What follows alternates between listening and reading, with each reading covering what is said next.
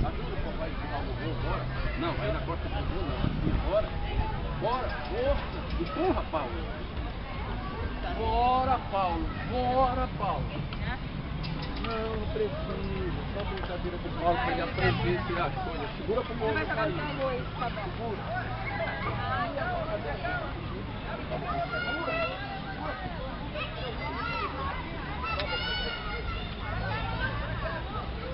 Bom dia, Belém. Bom dia, Brasil. Sois Rio. Estamos aqui na Praça Batista Campos para gravar a conclusão da biografia sobre Albert Santos Dumont. Albert dos Santos Dumont. E uma nova biografia, cujo título é Sabia que a Terra era redonda.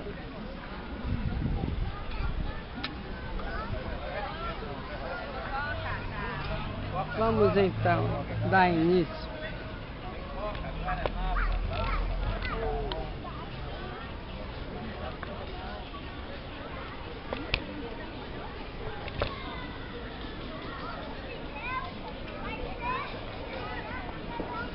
Assim está bem.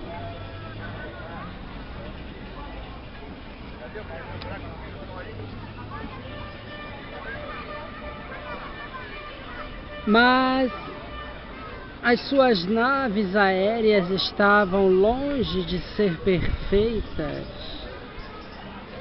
Só podiam voar quando estava bom tempo. O passo imediato era construir máquinas mais pesadas do que o ar.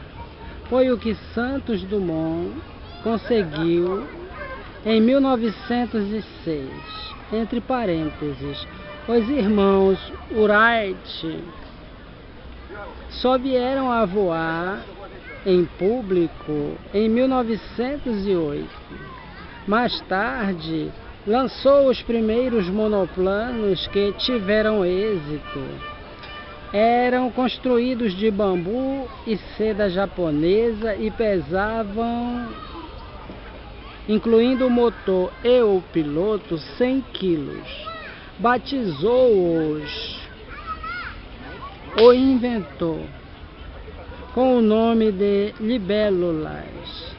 Em 1909, voando a muito pouca altura sobre sebes e copas de árvores, na sua segunda libélula, conseguiu um novo recorde de velocidade, percorrendo uma distância de 8 quilômetros a uma média de 95 km por hora. Tal como Nobel, Santos Dumont estava convencido de que os seus inventos contribuiriam para fazer da guerra algo de terrível e que os homens aterrados não se atreveriam a desencadear mais conflitos. Esta sua convicção sofreu um rude golpe ao declarar-se a Primeira Guerra Mundial.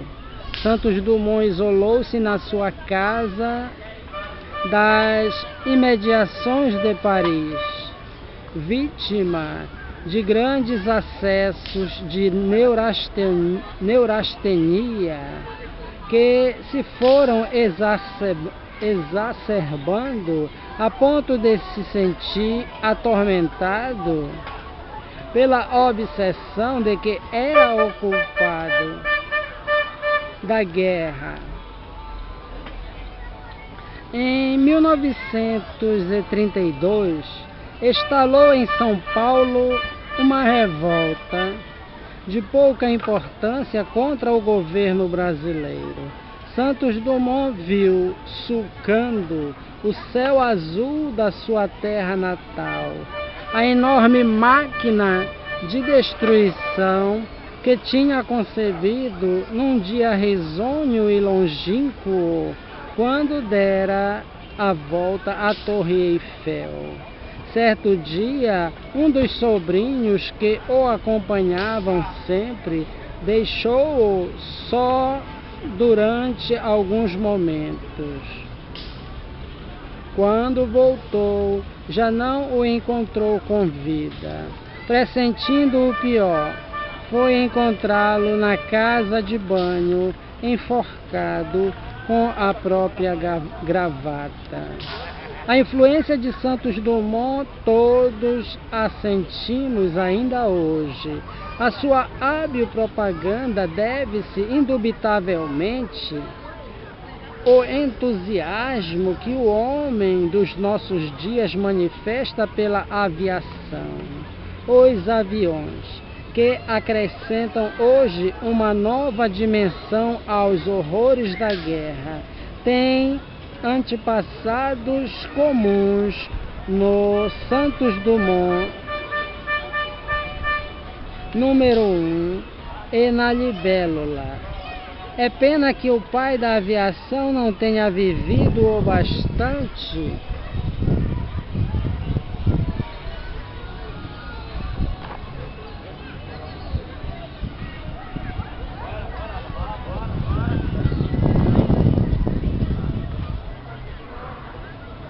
para levantar-se o pano sobre a mais bela cena de navegação aérea. Enormes transportes de carga, gigantescos aviões de passageiros cruzam os ares, estendendo entre os homens e os povos laços mais fortes e mais estreitos. Aqui se encerra a biografia sobre o pai da aviação. Biografia é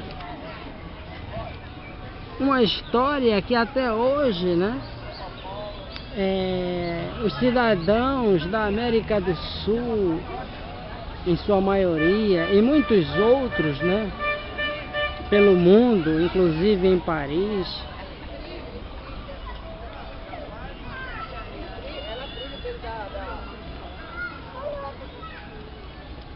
tem o conhecimento de que é muito feio o papel dos Estados Unidos da América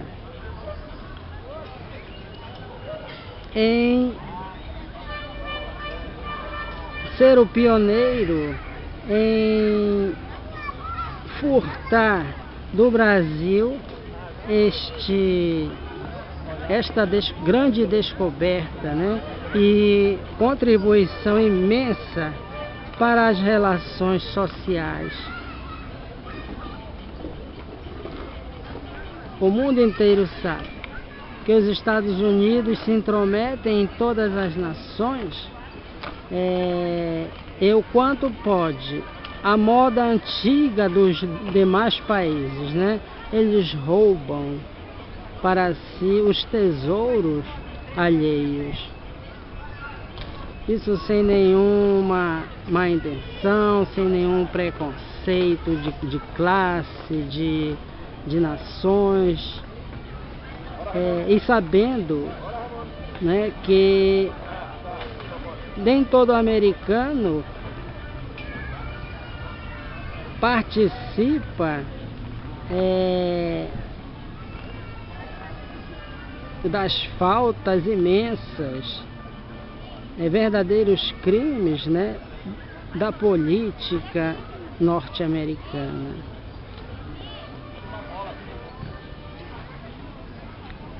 Esta biografia é de Marion Lowndes, sobre Alberto dos Santos Dumont. É do Brasil. O título de pai da aviação, pioneiro é brasileiro. Podem morrer mentindo, mas a mentira nunca vence aos fatos, né?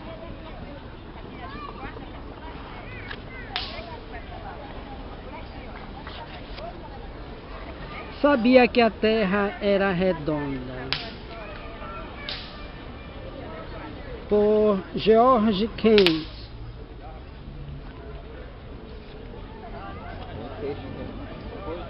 Cristóvão Colombo foi cardador de lã, cartógrafo, vendedor de livros, comerciante de açúcar e marinheiro. Era um homem alto, bem parecido, de nariz aquilino e maçãs do rosto salientes, olhos azuis e cabelos ruivos. Tinha um sorriso agradável, mas muito pouco sentido de humor. Bom conversador, gostava de se vangloriar das próprias proezas. Cometeu um dos maiores feitos de coragem individual na história da humanidade, a descoberta da América. Parte do que se diz a seu respeito é falso. Por exemplo, o mito de que era o único homem do seu tempo convencido da esfericidade da Terra. Na verdade, toda a gente inteligente e culta pensava do mesmo modo. Todos os professores das escolas e universidades o ensinavam. E, inclusivamente, podiam comprar-se globos terrestres não muito diferentes dos que hoje se fabricam. Além disso, e apesar dos retratos que dele traçaram naquela época, Colombo nunca observou o Sol com astrolábios e navegava calculando o rumo por aproximações sucessivas. A sua decisão de rumar para oeste foi um pouco arriscada, se bem que não tenha sido tomada inteiramente às cegas. Em todos os portos europeus se narravam histórias de homens que haviam efetuado toda ou quase toda aquela viagem. A rainha de Saba, de certa feita, velejando na direção do oeste, deixou para trás a Espanha e, a vogar em mar aberto, atingiu o Japão. Também se contava que 7 bispos portugueses se tinham livrado da perseguição de piratas, ancorando junto de uma ilha que batizaram de Antilha. E Leif Erikson guiou os homens do norte até ao que hoje é a Nova Inglaterra. Já existia igualmente, desenhado por um médico e astrólogo,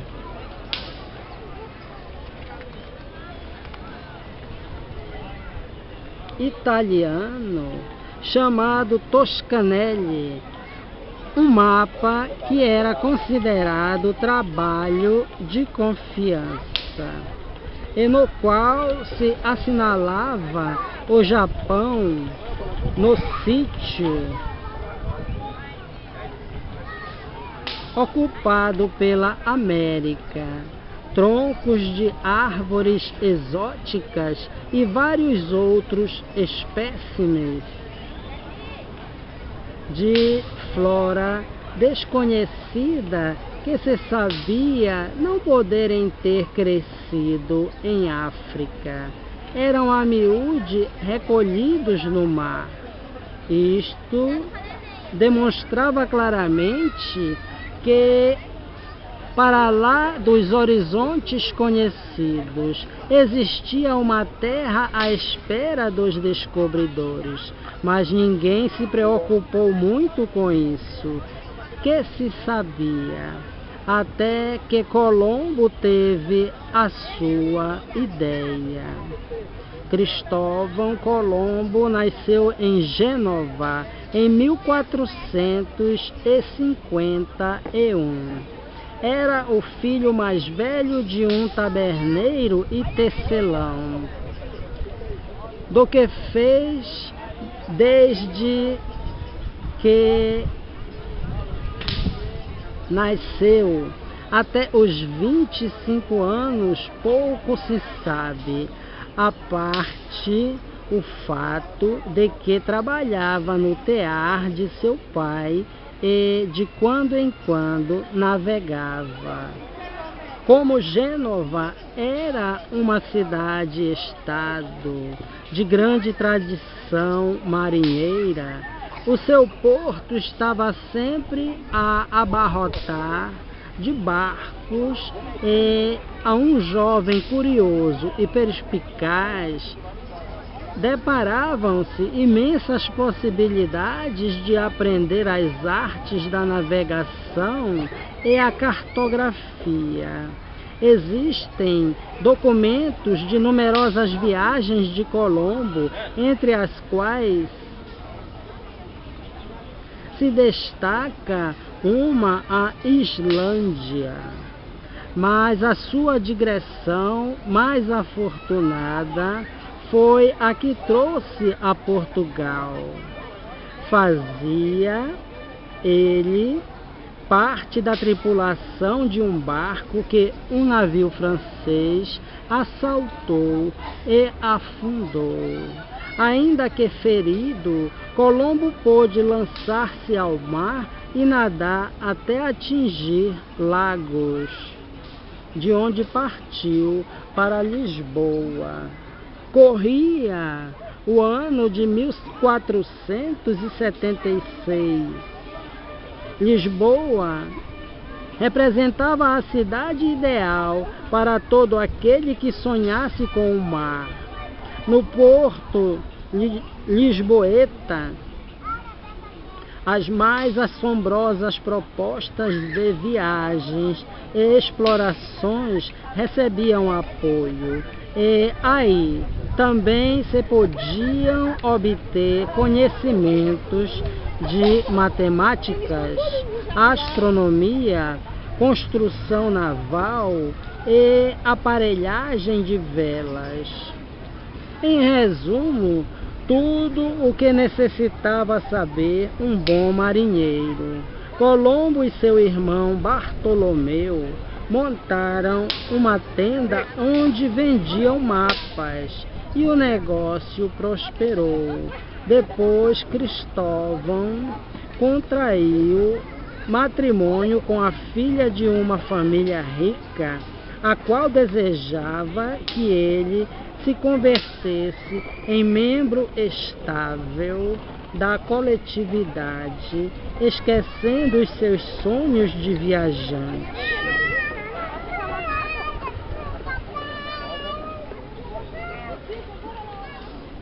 Colombo, todavia, continuava a acalentar a quimera de sempre.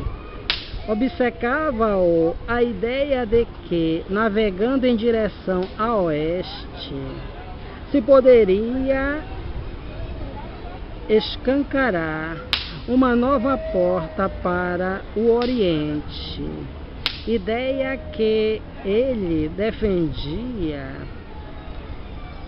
num constante desafio aos seus contemporâneos. Persuadido da existência da terra, de terra a oeste, almejava alcançá-la. Teve, porém, de aguardar largos anos para conseguir que alguém lhe proporcionasse os recursos necessários à viagem. E, entretanto, falava nela a toda a gente disposta a ouvi-lo.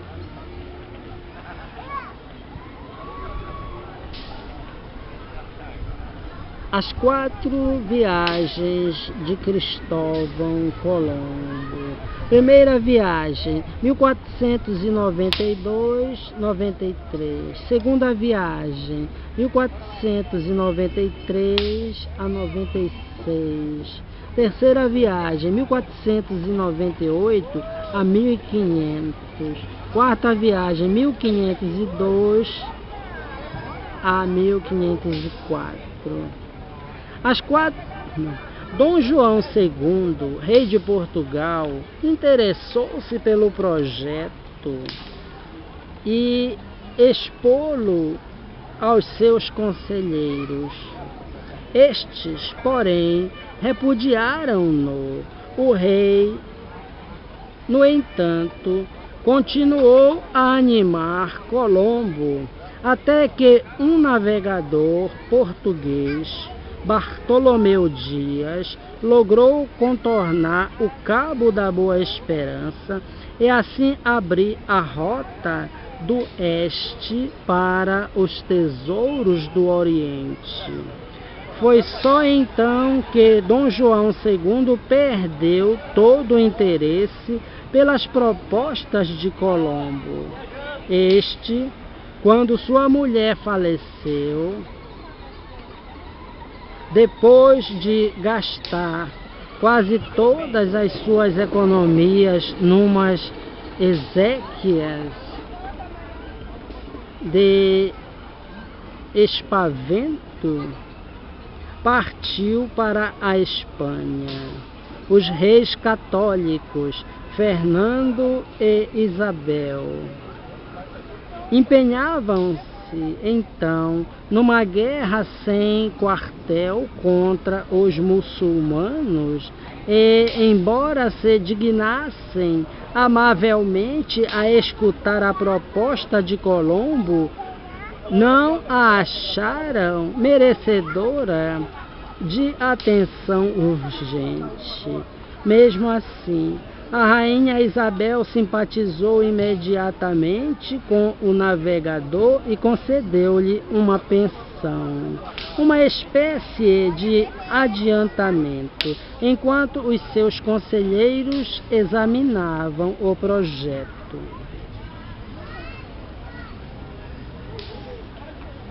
Sem ser avultada, a pensão foi quanto bastou para que Colombo não desanimasse. 1 ou 2 anos depois, porém, foi suspensa. Durante 3 anos e meio, Colombo ganhou apenas o suficiente para viver, vendendo livros e desenhando mapas, sempre na expectativa de que a guerra contra os mouros terminasse.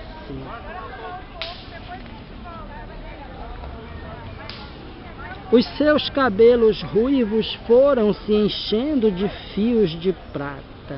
Adoeceu com uma artrite. A sua capa e os seus sapatos foram ficando tão esburacados que nos dias de chuva não podia sair à rua. Mas nem assim desistiu de concretizar o seu sonho e continuou a esperar, a falar a quem queria ouvi-lo das riquezas de que a sua viagem seria o infalível. Abre-te, Sésamo. Em 1491, desanimou, finalmente, ao ver como a sua situação se arrastava em Espanha, decidiu tentar a sorte em França. pôs-se a caminho e, ao chegar ao mosteiro de Rábica, suspendeu a viagem para falar com um seu velho amigo que era prior, a quem sempre impressionavam as histórias de Colombo. O prior conseguiu-lhe nova audiência com a rainha. Esta, embora os seus conselheiros tivessem emitido previamente um parecer desfavorável à proposta de Colombo, escutou-o com visível interesse. Considerou, porém, o preço da descoberta um tanto excessivo. Colombo exigia-lhe que o fizesse almirante dos mares e vice-rei de todas as terras que descobrisse, e ainda que, durante o seu almirantado, lhe fosse concedido o direito a 10% de todos os lucros do comércio marítimo. Ante a hesitação de Isabel em aceitar as suas condições, Colombo agradeceu-lhe o tê-lo ouvido e retomou o seu caminho para a França. Depois de 6 anos de espera, já não se achava disposto a discutir. Entretanto, Luís e Santangel, tesoureiro do reino, declarou à soberana: todo o dinheiro de que necessiteis eu adiantarei pessoalmente, assim que podeis perder. E, em contrapartida, pensai no que podeis ganhar: milhares de convertidos, a glória para Espanha e ouro. A rainha enviou imediatamente mensageiros à procura de Colombo, encarregados de o fazerem regressar.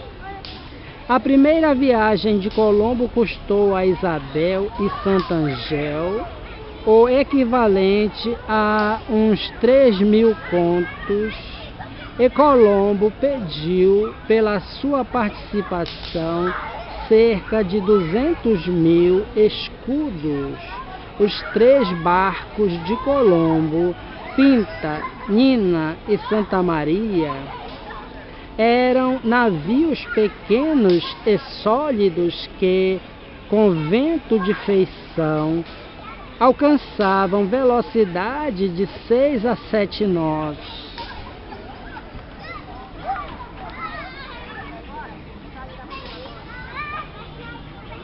E durante as calmarias podiam navegar a remos sem excessiva dificuldade.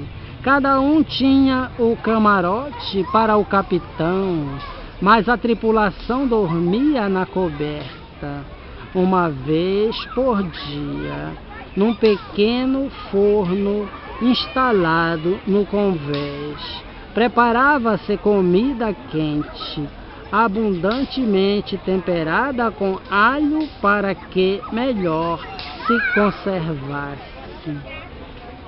O tempo iam-no marcando aos 30 minutos ampulhetas de areia.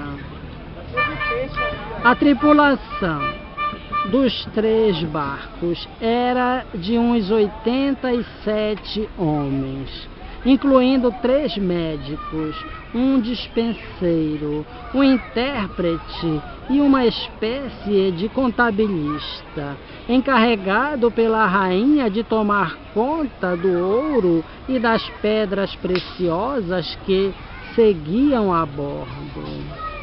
Os grumetes proporcionavam entretenimentos aos marinheiros. De cada vez que viravam as ampulhetas ou serviam comida, cantavam pequenas canções. À noite, toda a tripulação se reunia no convés e cantava em coro um hino religioso, geralmente o Salve Rainha, contra o que é habitual ler-se em quase todas as histórias das navegações quinhentistas. Os marinheiros não eram presidiários, embora 3 deles tivessem tido um atrito com a lei por ajudarem um assassino a evadir-se da prisão. Eram os únicos cadastrados.